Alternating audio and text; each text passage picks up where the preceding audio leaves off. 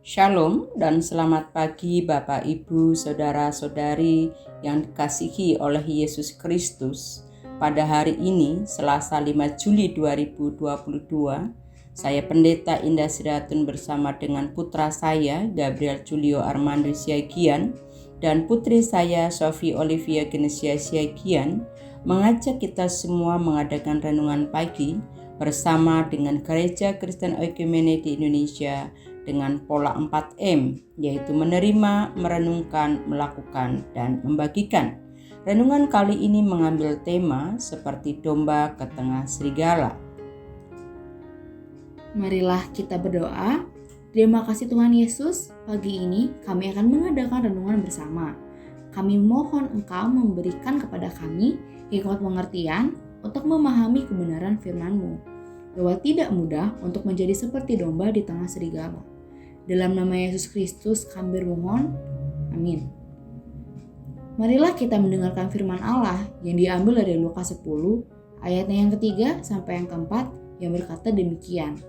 Pergilah, sesungguhnya aku mengutus kamu seperti anak domba ke tengah-tengah serigala.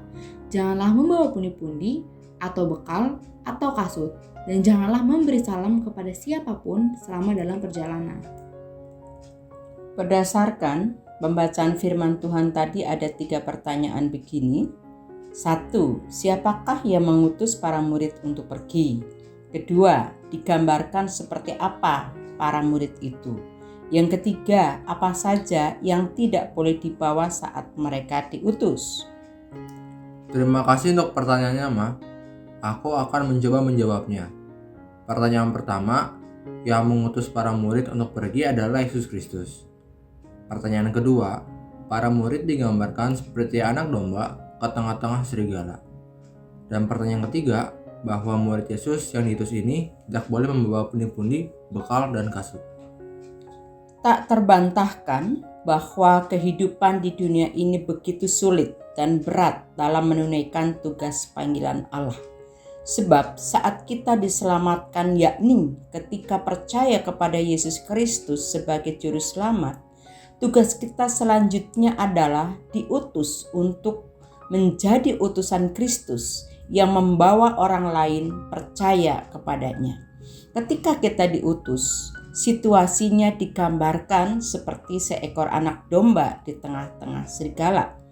Peringatan ini disampaikan ketika ia mengutus 17 muridnya bahwa tugas memberitakan Injil di tengah-tengah dunia bukanlah pekerjaan yang mudah karena ada banyak sekali tekanan, penolakan, penderitaan, dan bahkan aniaya. Kita harus dengan sigap, dengan segala resiko, sebab sewaktu-waktu bisa datang. Selain singa atau beruang, serigala adalah salah satu binatang yang buas yang bisa mengancam keselamatan anak domba. Serigala adalah gambaran tentang tipu muslihat iblis dan semua yang ada di dalam dunia, yaitu keinginan daging dan keinginan mata serta keangkuhan hidup yang sewaktu-waktu juga mampu menghancurkan hidup orang percaya. Oleh karena itu, Tuhan Yesus memperingatkan, berjaga-jagalah dan berdoalah supaya kamu jangan jatuh ke dalam pencobaan. Roh memang penurut, tetapi daging lemah. Domba adalah binatang jinak yang bersih, penurut dan peka akan pernyataan kasih sayang. Domba dikategorikan jenis binatang lemah dan tak berdaya, bodoh, sehingga mudah hilang dan tersesat. Namun demikian, domba adalah hewan yang bisa dilatih untuk patuh hanya kepada suara dan tuntunan gembalanya. Tanpa gembala, domba mudah tersesat dan tercerai-berai. Dalam Yesaya 53 ayat 7 berkata, dia dianiaya tetapi dia membiarkan diri ditindas dan tidak membuka mulutnya seperti anak domba yang dibawa ke pembantaian. Seperti induk domba yang keluh di depan orang-orang yang menggunting bulunya, ia tidak membuka mulutnya. Seperti dalam ayat tersebut, nubuatan Yesus anak domba demikian tidak dapat membela dirinya terhadap orang yang hendak menggunting bulunya. Saudara, Yesus mengumpamakan kita sebagai anak domba yang diutus ke tengah-tengah serigala. Secara logika manusia, hal ini tidak masuk akal. Anak domba yang lemah diutus ke tengah-tengah serigala, tentunya si anak domba akan habis dimangsa serigala. Serigala merupakan gambaran roh dunia yang kejam dan penuh tipu daya.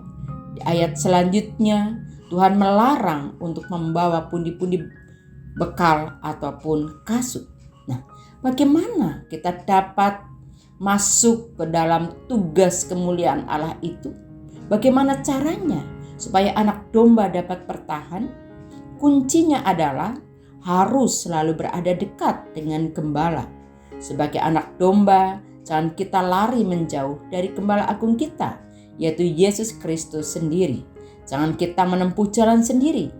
Jika demikian, kita pasti akan tersesat, karena ada jalan yang senantiasa dekat dengan gembala dan mengikuti jalan-jalannya.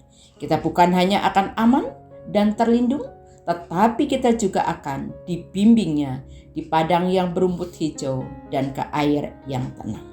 Kedua, sang gembala akan mencukupi semua kebutuhannya serta melindunginya dari serangan serigala.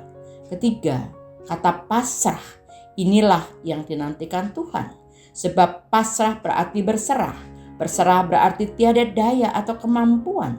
Berserahlah secara total berarti memohon kehadiran dan perlindungan serta bantuannya di dalam doa. Jika demikian, saya akan membuat komitmen terhadap diri sendiri, yaitu hidup ini harus tetap melayani sesama untuk mewujudkan pengudusan kita.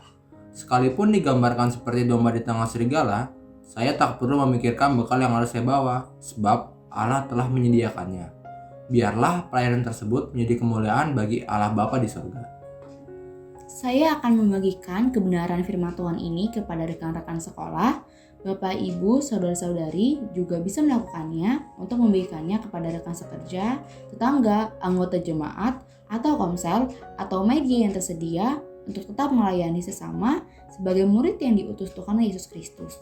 Sebab Allah penyedia dan penjaga kita.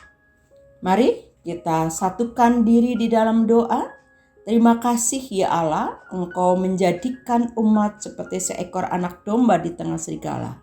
Ada rasa takut, cemas mewarnai pelayanan ini. Namun kami yakin dunia ini diberikan menjadi pelayanan ladang kami. Dalam ladang pelayanan ini Tuhan menyertai kami untuk memberitakan firman-Mu sampai ke ujung dunia. Kami bermohon, mampukanlah kami ya Allah. Dalam pertolongan Yesus Kristus kami berdoa. Amin. Bapak, Ibu, Saudara sekalian yang diberkati oleh Allah, terima kasih sudah bersaat teduh bersama dengan kami. Kiranya sepanjang hari ini Tuhan menyertai saudara sekalian. Amin.